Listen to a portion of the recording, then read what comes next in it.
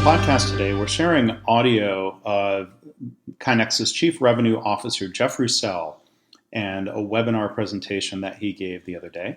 We want to thank Alison, Greco, and Continuous Improvement International for allowing us to share this audio and for hosting the webinar. Well, welcome to Diagnosing Your Continuous Improvement Culture with Continuous Improvement International. Before we get started, let me tell you just a little bit about CII. CII is a fresh modern professional society. We're here to support continuous improvers and process improvers. Whether you do this full-time or maybe it's your part-time additional duties as assigned, we are here to support you in your continuous improvement journey and to provide you with the education, the tools, and real-world advice from real-world leaders. Membership is available now at cii-membership.com.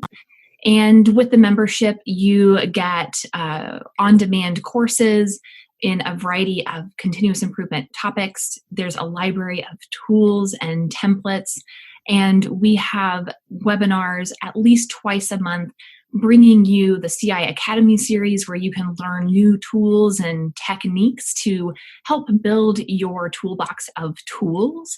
And then we also have webinars like the one you're joining today, Continuous Improvement Leadership Live, with leaders who are providing you with that inspiration, that motivation, and more of that strategic perspective on your continuous improvement program. We're really working to bring you great content that you can put in place today. Take that advice and start making improvements in your work environment right now. We also have some kind of logistics to work out before we get started. So first, we are recording today's webinar. So if you missed part of it, you can come back and watch it. This webinar will be recorded and made available on our website, and that will be available through the end of May. So you have a few weeks to come back and watch it or to share it with your coworkers who may want to hear this message as well. These webinars are available on demand at any time, even past May 31st, to all of our CII members. There's also a Q&A box down here in Zoom. So if you have questions for us as we're going, feel free to just type those in the box. We will end our webinar at about 10 till.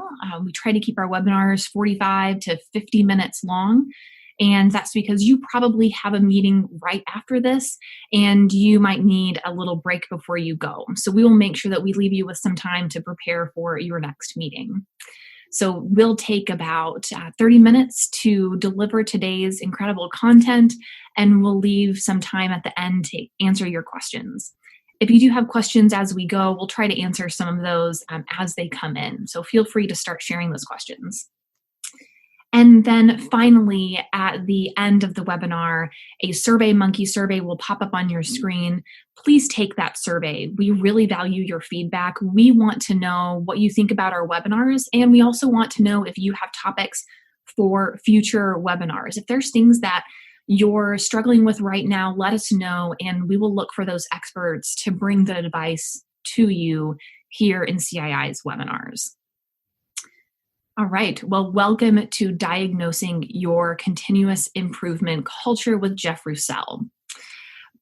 Before we get started with the formal part of the conversation, we want to get to know Jeff a little bit better, so I have some fun questions for Jeff. So are you ready, Jeff? I'm ready. Okay.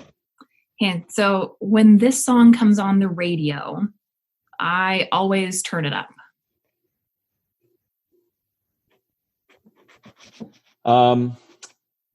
It doesn't come on the radio very much because I like old Louisiana music. I will say this. I like Willie Nelson's Georgia on My Mind. That is my favorite version of that song. So it doesn't come on the radio as much, but if it comes on like my scrolling Spotify list or whatever, that's the one I stop, and I usually replay it once also. So that, I think that's the one that stands out.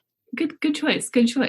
Okay. And if you weren't doing this job you're doing today, what would you be doing? Well, I can't be a professional golfer just because of lack of talent. And I certainly would still be a parent no matter what job that I was doing. I'll tell you, I think I'd be a teacher. It's the part of my job that that is my favorite part, is teaching, and so I think that's the one I would lean toward if I had to do it all over again. I like it. Very nice. And maybe the harder question, why is continuous improvement so important to an organization? Yeah, I mean, we're going to get into that a little bit during this webinar, but I think it's potentially the most important thing that any organization can do if they want to remain relevant and remain competitive and really, I mean, have the numbers that they're looking for as a business. I think we're seeing in these uncertain times right now that organizations that can improve their processes are the ones that manage things more effectively. I'm seeing that in my local grocery store here in Texas. There's a chain called HEB, and they just got recognized nationally for the work that they're doing.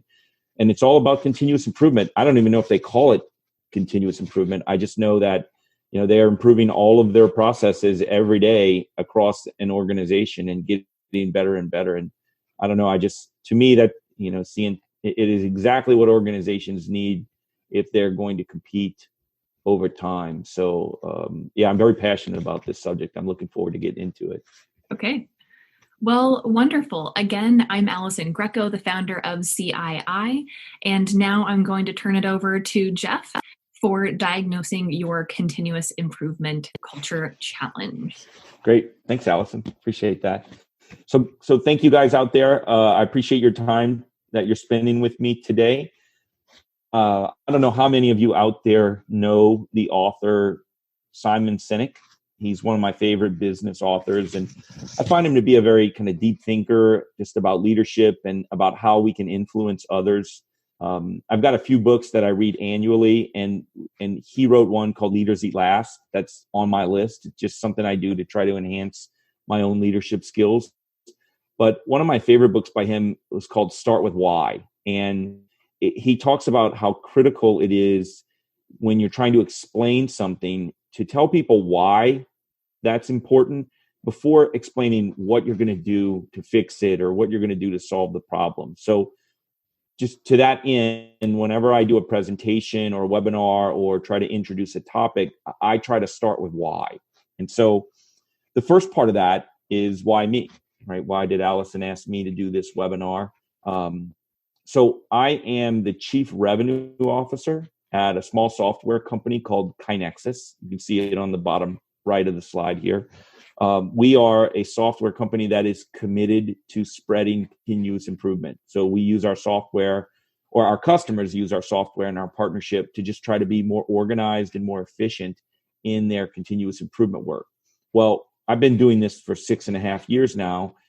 And in that time, quite literally, I might have spoken to 3,000 to 4,000 different organizations about their continuous improvement journey and the problems that they're having and that they're trying to solve. And with that many conversations, I just go through so much pattern matching about continuous improvement that I feel like I've gotten a really good, mental picture of the types of problems that organizations are dealing with. And I've really become adept at asking questions to try to diagnose the challenges that they have. And sometimes technology helps and sometimes that's not the problem. But I feel like because I've had so many conversations, I'm able to diagnose those challenges effectively. And so that's a lot of what we're going to talk about today, is how might you look at your own organization and diagnose the challenges that you're having in order to apply the correct solutions in that regard. So that's me. The next question, though, and I think it's worth asking, is why lean? Why continuous improvement? Because if you don't really believe in this, then to be honest, it doesn't matter what my advice is or what recommendations I make. So the way I look at just the whole concept of lean is that you either believe in a command and control structure within an organization, or you believe in a connect and collaborate one, right? You either, I hate to say it, you either believe that employees should check their brains at the door and just come in and do the work as they're told, or you fundamentally believe that everyone in an organization has two jobs. They have to do their work and they have to do it well. And then they also have to improve the work. They have to have ideas on how to make the work that they're doing more effective. And so I'm coming into this conversation assuming that everyone watching this webinar shares that belief that we should be creating an army of problem solvers. Our goal should be that every employee participates in the improvement process. And so to me, that's why lean, because if we can get everyone in an organization looking at not just their work, but how to improve their work, we're just going to make, honestly, it's going to make everything better. It's going to make organizations better, customers happier, employees happier, et cetera. So that to me is why lean, right? But in the why, how, what kind of order, the next question is how, right? So I get it, lean's important, but how do we get our organizations to do that? And that's a lot of what we're going to talk about today. Hopefully, I'll give you some ideas on questions that you can ask so that you can diagnose your own organization. And then I'm also going to give you some ideas on some ways that you can make some small changes that will help you drive a continuous improvement culture where you work, or even within your family, to be quite honest. It doesn't have to be a workplace. So let's get started. There is a concept in business called the golden triangle. And the concept of the golden triangle is that at a very high level, anytime that you are trying to implement something or make a change in an organization or effectively kind of get something to work, you've really got to focus on three primary areas. And those three areas are people, process, and technology. And quite honestly, now I can't stop thinking about this. Anytime I see a challenge in our business at KaiNexus, I start to ask questions around the people, the process, and the technology. And it's literally how I diagnose our customers. I ask questions in these three areas, and I try to pinpoint, well, what problem are we dealing with? And then hopefully that'll lead to a specific solution. The thing is, these things are not independent of one another. The three areas feed off each other. One without the other is like a three-legged stool. It's just going to fall. But if you can do these things together, then you have a much greater chance of being successful at whatever it is that you choose to do. Now, in this case, we're choosing continuous improvement. So if you take people, process, and technology, and you apply it to the concept of continuous improvement, what I think it breaks down into is the leadership, the improvement processes, and the enabling technologies that you use in order to build a culture of continuous improvement. And again, you pull any one of these away and the stool falls. But taken together, these are the areas that you can look at within your organization to get a sense of, are we strong or do we have challenges, and where might we apply some solutions? So let's talk about these. So leadership is the beliefs, the attitudes, and the behaviors that you instill in your organization or your team or your family in order to create a great culture of improvement. The processes are really the methods and the steps that people use to participate in improvement. We're going to talk a lot about that. And then technology is really just the tools that people use to organize their efforts and to make sure that they are as efficient as possible in that. I work at a technology company, but I'm not here to promote a specific technology. We're going to talk about those in general, but we're going to go through all three of these areas. And I'm going to hopefully help you kind of simplify the questions that you can ask, and then give you some ideas on how you can improve these different areas if you figure out where your challenges are. So let's start with leadership. And again, I said this is the beliefs and the attitudes and the behaviors that ultimately lead to a great culture of achievement or improvement. And so let's talk about what that really means, and talk about what great lean leadership requires. So these are my opinions, but I certainly think that the first step of having great lean leadership is commitment. And when I am talking to a potential customer for KaiNexus, most of my initial questions are all around the commitment around lean leadership, right? You do not become lean or have a continuous improvement culture by accident. It takes a decision to develop the right habits, and it takes a commitment to see those through, even through tough times. We're seeing that right now, right? Some organizations are going to be committed to improvement even through a pandemic. Others, it's going to fall by the wayside because they really weren't committed to it.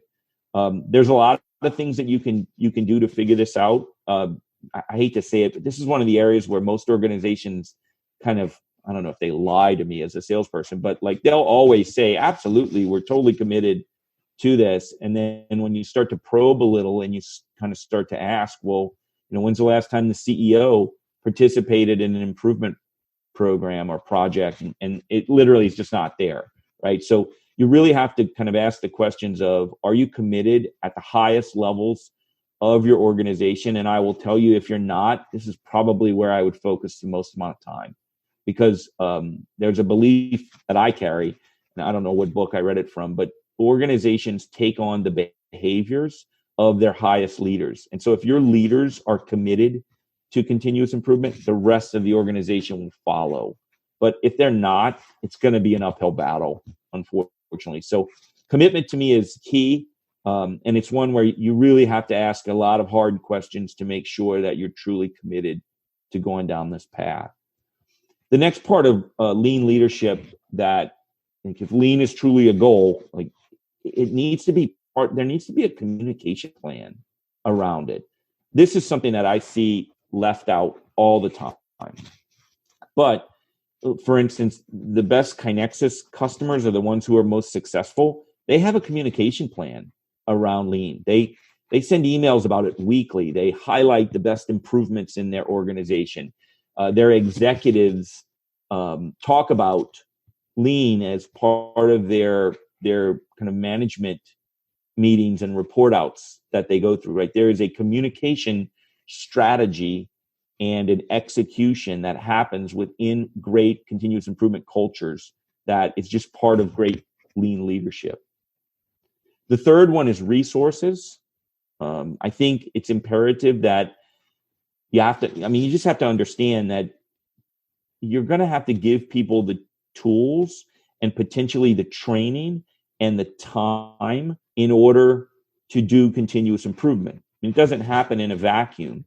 And so this is something that, again, leaders have to be able to commit the resources within their organization in order to do great improvement.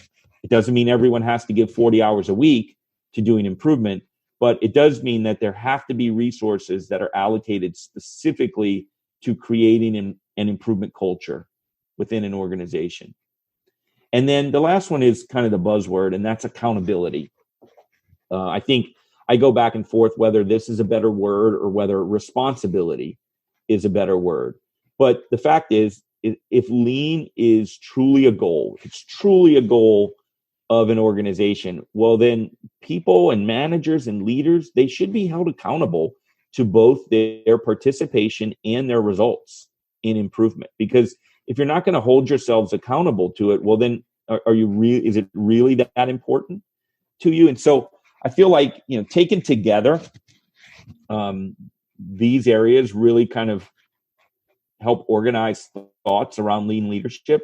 I do think you can question yourself in these areas and see if you're lacking here. And if so, we can talk in a little bit about some ideas of how to maybe solve those problems. But this is usually the first area that I look for when I'm talking to someone, to make sure that they are on the right path around their lean leadership. So let's talk, just so I can make this hopefully useful to people. And I'm going to date myself from an age standpoint, but I remember watching Dave Letterman when I was younger, and he always did the top 10 list. And so I'm going to kind of walk through my top 10 list on how I think organizations can improve their own lean leadership. If this is the area that you find is lacking within your organization, you can do a few easy things to try to move it in the right direction. And so number one is you have to state your belief in continuous improvement. Your executives have to state this belief. Your managers have to state this belief. You have to convince your organization that you believe in continuous improvement and that it's important. And quite frankly, you have to do it over and over and over again. This is an easy one to do, but it's one that most organizations forget, is to just explain to their people how important continuous improvement really is. To that end, I think it helps if you can tell them why it's important and how it's going to affect your goals and your strategy as an organization. And so doing some deep thinking around this really helps people to kind of wrap their arms around what kind of lean leadership they want. And then the one that I see people kind of, fall short of every time is participating in improvement yourself. Too often I see organizations where the continuous improvement team is trying to get people to participate in improvement, but the leaders aren't. They're not participating themselves in improvement. So if you manage a team or if you lead an organization, I would tell you, make sure that you participate in improvement yourself.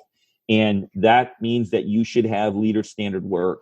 And if you don't know what that is, you can reach out to me after this. You can do a couple of Google searches, but managing people, managing processes requires standard work. So you're asking the right questions and you're doing that on the correct cadence. Excuse me. And so I think it's important that leaders do this. I also think it's important that leaders spend lots of time in the Gemba. And I'll just make this a little less jargony and say on the job site. And this could mean a lot of different things for a lot of different people. Like if you're a construction manager, well, being on the construction site matters. But, we work in a sales environment, which is a process or a service organization. And so it's my responsibility to spend time on sales calls with my people, or else I can't coach them properly. And so if you work in a service organization and you're in a call center, you need to spend time on the phone listening to reps have their calls. You need to be at the job site wherever the work is happening so you can provide for those types of situations. You should ask often for improvement ideas. I think too many organizations fall into the trap of thinking they only want the big ones. Just give me those $1 million ideas that are going to change our business. But the fact is, you don't find those unless you ask for every idea. And you just have to have faith that the small ideas will lead to a big. I always advise people ask often for opportunities for improvement and then respond quickly to new ideas. You are trying to, as lean leadership, you are trying to build a habit within your organization so that your people look for improvement opportunities. You have to thank them. You have to respond quickly to every idea, even if it's not a good one. You have to have faith that the second, the third, the fourth idea from that person is going to be better than the first. So this is one that I really recommend to people, is to make sure you respond quickly and try to solve something. Right? We always tell the story of a hospital customer of KaiNexus, and people were asking to build a new parking garage. And as they kind of dug a little deeper into that request, what they found out was when it rained, people got wet. And so they were literally able to solve the problem with some umbrellas in some strategic places around the organization. And it wasn't a perfect fix, but they didn't have the money for a new parking garage. And so they were able to implement something. And as a result of that, they built trust with their workforce, and their people started to provide more and more ideas on how to improve the organization. So when your people give you an idea, it's usually because they have a problem in their day-to-day work, and it is imperative that you try to fix something for them, even if it's not exactly what they are asking for. From a leader standpoint, if you can create time for your people to participate in improvement, that's going to be ideal. I tend to ask questions, and we're going to talk a little bit about cadence of meeting, like how often do you guys meet about improvement? But if you can give people a few hours a week to participate in improvement projects, if you can have meetings that are focused solely on improvement throughout the week, you're going to find yourself moving in a much better direction from a leadership standpoint. And then we'll talk more about this a little later too. But if you can teach your people just how to do basic problem solving, the goal here is not to solve all of your people's problems. The goal here is to teach them how to solve their own problems and then kind of unleash them on the world. And so this is one that when we get into the processes, I think it's important, but leaders need to be the ones that teach people how to do basic problem solving. And ultimately, I think they need to be the ones that teach people how to identify waste. And so that's my top 10 list. I think if organizations can do these things regularly, they'll find that their leadership naturally just improves over time. And hopefully that will lead to more of a culture of continuous improvement. And I've seen it work. I've seen it, we try to practice it at KaiNexus, but I think it's some simple tips that almost everyone can go through to try to make their leadership better from a lean standpoint. So let's talk about the next one, improvement processes, right? The second kind of leg in the stool.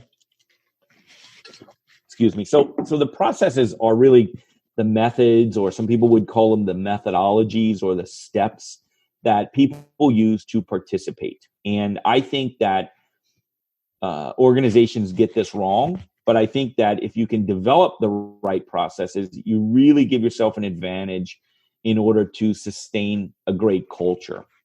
So let's talk a little bit about what makes great improvement processes. The first for me is that those processes are simple. And so most great lean techniques, there is a tendency for organizations to create pretty complex processes. They want to tag everything, and they want to handle every different scenario that could come about. And when they ask someone for an idea, they want them to talk about which cost center it applies to, and et cetera, et cetera, et cetera. And so the tendency is for organizations to create really complex processes, but the goal should be to create really easy steps that really anyone can follow, and whether or not they understand lean. And so this is one where I ask a lot of questions. Tell me your improvement processes. Tell me the steps. If someone has an idea, what are they going to do with it? Where's that idea going to go? How are they going to get feedback on it? What's the next step in that process? And very quickly, you can tell whether someone's developed a simple process or one that's a little too complex. And you can certainly kind of coach in that direction. The next part of it is consistency. This is one I see as I ask kind of deeper questions. A lot of times, the process that someone goes through as they are participating in continuous improvement, it might be different depending on what type of problem we're solving. Is this a strategic problem, or is it a daily issue, or is it a manufacturing problem, or is it a business problem? Or it's different based on what team they're on, right? Some teams do a daily huddle, other teams don't do a daily huddle. And I think what I've seen is that across an organization, if you can strive for consistency so that people can participate no matter what job they're doing, no matter what team they're on, no matter what they're doing in a certain moment, then you're going to make that easier on your organization. And so I ask a lot of questions around consistency and how it works in different teams. And I think this is an easy one for people to self-diagnose. And then the third one for me is discipline. This is absolutely one where it's easy to diagnose, and it's one where people make the mistake. I believe that if we're going to create improvement cultures, what we're really doing, we are building habits within our organization, and the discipline around that, or use another word, the cadence around that, is very often overlooked. So I think you should have a schedule to talk about improvement. The way I think about scheduling is daily, weekly, monthly, quarterly, annually. No, that's a lot, but I feel like you can very easily say, well, what is our daily discussion around improvement going to consist of? Maybe that's a 10-minute huddle on our team just to talk about improvement ideas and if we've made any progress on any of them. And then weekly, maybe we kind of sit down and talk about a little bit of a bigger concept in a 30-minute meeting. Monthly, we should probably look at our statistics to see whether or not we are doing improvement effectively and then fill in any gaps. Quarterly, we might communicate this to the leadership within our organization, to the executives. And then annually, we do a review just to see whether we met our goals and to see whether we've been successful. You might have a completely different cadence, but I think, having those cadence and having that discipline helps to create the habits, and it changes how people participate in the improvement process. And then the last one is organized. I think this is one where when people are not organized with their improvement, they just lose momentum almost as quickly as they gain it. And ideas fall by the wayside and dates get missed. And it just literally what you're doing is signaling to your people that improvement's not that important if you're not organized. So if you've got a suggestion box and you haven't checked it in a couple of months, if there's not a process to thank people, to assign people, to talk about next steps, to make sure you haven't hit due dates or you're hitting due dates, that sort of thing, then you have an organization problem. And if you have an organization problem, again, you're signaling to your people that this really isn't that important. And so I strongly recommend that people ask these questions around their improvement processes. If you can figure out what problem you're dealing with, then it's a much easier kind of solution to kind of go in and say, hey, we made our processes too complex. Let's simplify them. We're not meeting consistently or disciplined enough. We've got 10 different processes across 10 different teams. We've got a consistency problem. Or maybe we're just not that organized. And so our people we're not signaling to them that this is important enough to have some organization. So this is where I think you can diagnose it. I do think there are simple things that people can do to create better processes. My personal one, I'll just go in just my personal order. The first one is I think people should teach their people how to identify waste. And this is different based on the work you're doing. If you're in a sales job, waste is different than if you're in a manufacturing job. If you work in a call center, waste looks different than if you are a salesman. But I think every job has this kind of waste. I was always taught the 7 wastes of lean.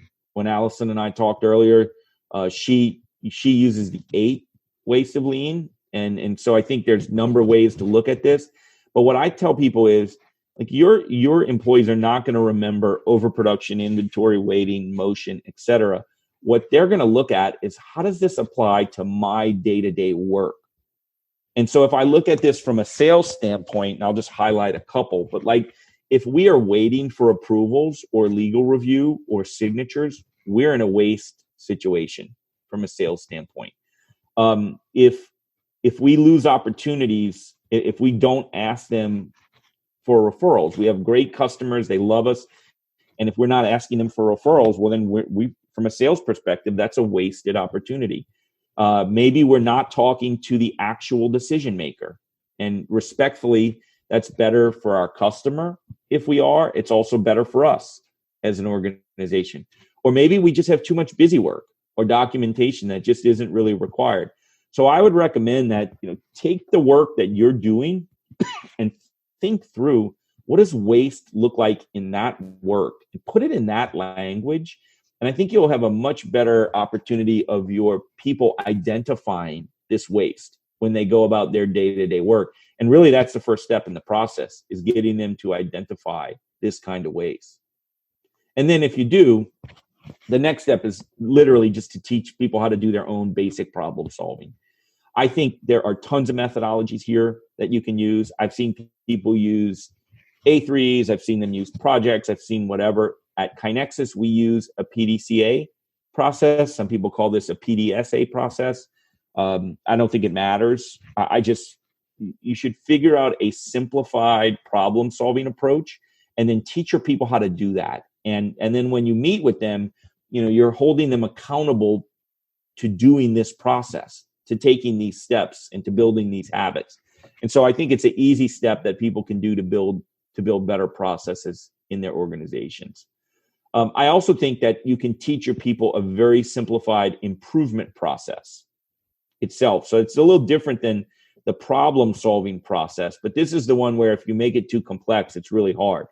And so at KaiNexus, with our people, we teach a 4-step process. We call it capture, implement, measure, share. We want people to capture ideas or opportunities for improvement. We go through a PDSA process to implement it. We measure the impact of that. It might be time savings. It might be increased satisfaction for employees. There might have a dollar impact to it. And then we share that with the team, and we talk about that in meetings. And so for us, everyone that works at KaiNexus knows how to go through these 4 steps. It's something that's part of our onboarding process as an organization. But again, I think it's a simplified process that organizations can use to teach their people how to do improvement when they do identify something.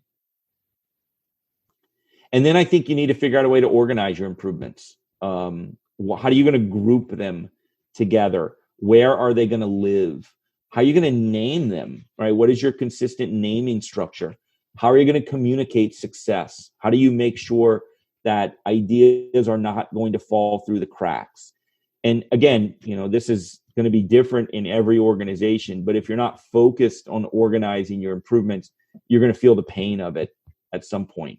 So I would strongly recommend to do that. And then I would recommend setting up a cadence. I'll actually say maybe a better way to say this is practice, right? Improvement is not something that you do once. It's easy to talk about doing improvement and not actually doing it. Perfect can certainly become the enemy here, right? Just get in and do it, right? Practice improvement, practice it with your team, practice it at home, whatever. And it's easier to build a habit if you can get into that practice. So hopefully that gives you some ideas from a process standpoint on ways that you can diagnose your culture, and then some maybe simple things that you can do to move it in the right direction. So let's talk a little bit about technology. Full disclosure here, I work at a technology company that helps people do improvement. This is not a sales pitch for that, but if you're interested in that, I'm happy to do that. What I want people to know here is that technology is a very important component to this. And I think it's one that gets overlooked a lot. Most people, even people who've done lean for a long time, a lot of times there's an aversion to technology. They don't want to use technology. But the fact of the matter is, pen and paper is a technology. Whiteboards are a technology. Excel is a technology. I mean, all of those things, SharePoint sites, those are technologies. If not, we would just keep this stuff in our head, right? And our heads are great at problem solving, but they're terrible at like reminding us of things and helping us to visualize if dates are missed, etc. And so in order to stay organized and in order to help you remain disciplined and maybe even keep people accountable, and sometimes in order to even simplify the way you do this work, it would behoove you to think through the technologies that you're using. And so I have a list of what I think great improvement technologies solve for people. It's like, this is the problems that people come to an organization like KaiNexus trying to solve. And so the first of those is visibility. It is inherent that everyone can see what everyone else is doing. Transparency is extremely important in improvement. And I think that if you can solve for this, then your managers know how to make better decisions. Your people see other improvements that are happening across the organization. They can copy them, and it also just signals to the organization that we are doing improvement. This is part of working at our company. So visibility is a big one that you should ask yourself, do I have a visibility problem? And if so, well, then you might look at the technology you're using as a problem. The next would be collaboration. Your technology has to give people a way to communicate with one another about their improvements. Improvements don't happen in a vacuum. Oftentimes they take multiple teams, they take multiple people to do the problem solving. and you have to give your people an easy way to collaborate with one another. So if you're having a problem with collaboration, again, I would look at that as a technology problem, and you might want to look to try to solve that specifically. Standards is one that can be really difficult. Sometimes standards, the problem is that you haven't set standards.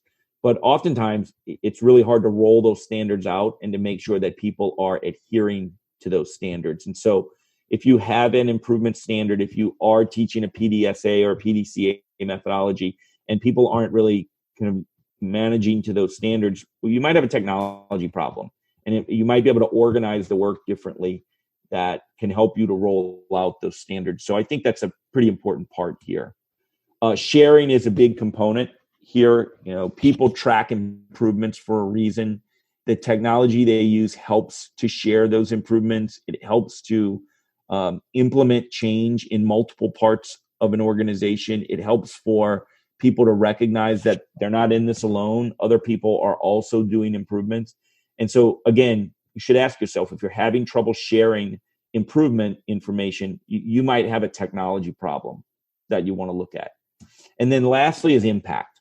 And impact, to me, it can be as simple as just how many changes are we making, or it could be as complex as how many dollars did we save this year based on our improvement efforts. Different organizations look at this differently, but I've yet to see a successful improvement culture that didn't track impact, and technology is almost always the only way to do it. Doing this manually is just too hard. So if you're struggling to track impact, again, I would tell you probably have a technology problem, and you should look at what technologies you're using to see if it's worth exploring. So again, as far as diagnosing your organization, if you're feeling the pain in these areas, then I would look at your technologies. It's probably that's probably the area that you're having a problem in, and something where you would see the biggest bang for your buck as far as getting a solution. There's other parts of technology, mobile, and whether it can support different project templates and visualize things like Gimbal walks and boards and huddles and that sort of stuff. As a tech organization, we focus on all those things. But from your perspective, as you're diagnosing your culture, I wouldn't get too detailed into that sort of stuff, right? Those are the fringe solutions. The visibility, the knowledge sharing, the impact, the standards, the collaboration, that's the stuff that if you're challenged there, look at your technology. That could be where your problem lies. So I hope this was helpful today. I'm going to leave with some last thoughts, and then we can do questions. But if you can't tell, I'm pretty passionate about this, and I'm always willing to help. I don't know if my contact information will be on this webinar, but if not, you can find me on the KaiNexus website, and you can always reach out to me. I'm happy to help as long as I can find the time to do it. Let me just kind of talk through some of my personal thoughts as I was preparing for this webinar, and I'll just share them with you. And hopefully it'll kind of move you in the right direction as far as developing a good culture of continuous improvement. So my first thought is just get started. Like, what do they say? The journey of 1,000 miles starts with one step. Or, if you're going to eat an elephant, you have to do it one bite at a time. You have to get started on improvement. Even if you make a bunch of mistakes early, you're going to get better and better and better over time. And so just get started, talk about improvement, figure out a cadence, look at your people, your process, and your technologies, and just figure out something to move forward with them. And I think over time, you'll just get better and better and better at this.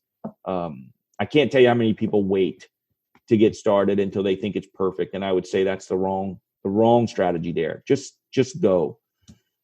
In that same realm, if you're not the supreme leader of an organization, try this on your team first. I mean, teams take on the behavior of their highest leaders also. And if you're not a leader of a team, do it yourself, right? Your family can take on the behavior of the highest leader. You personally can do your own improvement here. So I don't think improvement is something that has to be driven down throughout an organization. I do think the leaders make a huge difference in doing it at scale, but I think it's something people can do as individuals. And so I would tell you, try it on yourself, try it on your team, do that first, and you'll see measurable and marked improvement in your day-to-day work. It does start with an attitude adjustment, right? I say all the time, we can't choose what happens to us, but we can certainly choose our attitude and how we respond to it. And so being committed to improvement, saying that you're committed to improvement, being just without a doubt someone who is going to do improvement and lead others to do improvement, that's your attitude, and we can all choose that. And making this a part of our day-to-day, that's just a choice we make. So I would say it starts there, and everyone can do this. And then you can really start with small goals. There's no reason you have to look for one improvement per week per employee, that sort of thing. Like, let's just get started and let's celebrate the wins here. I think if you can start with small goals, you will build the habits within your organization. And then lastly, don't forget why it's called continuous improvement, right? This is a never-ending quest. And continuous improvement is one of those things that the better you get at it, the more you're going to do it. And so there is no end. We're not trying to get X number of improvements completed, right? We are trying to build a culture that until the end is continuously evolving and improving itself. And so that, again, that's a personal thing, that's an organizational thing, but it is continuous and it's ongoing. And so I hope that everyone will remember that. And I hope that this webinar was helpful for someone out there. I think it's important that we create improvement cultures, and hopefully I was able to lend to that at least a little bit today. Awesome, Jeff. Thank you so much. As you were talking, I was reflecting upon my experiences. So I've worked in numerous different organizations, and the organization that I worked for that was the most successful in continuous improvement had every single one of your top 10 list covered. And the organizations where I worked that didn't have as much success really struggled with even the basics. So wonderful message and wonderful reminder to those who have even been through a lot of programs that we have to get back to those basics. So we have a couple of minutes for questions, and feel free, if you have a burning question, type it in. We'll have time to take just a couple. But one that I really loved, because I've had this one before, Jeff, the question is, my executives talk about being committed to continuous improvement, but I'm not really sure that they are. What advice do you have for me? Yeah, great question. One that I get a lot as the sales component of an organization. So a couple of things. One, I would say that might be the most important problem that you have to solve. And so I would tell you the first thing is to focus on solving that problem, because you really got to get your executives on board if you're going to make a measurable impact to changing a culture within an organization. So keep fighting that fight. One thing I would say is the more you can talk in their language, the better. And so I know that in a perfect world, we wouldn't be tracking financial impact of improvements, right? We wouldn't be doing improvements just to save money, that sort of thing.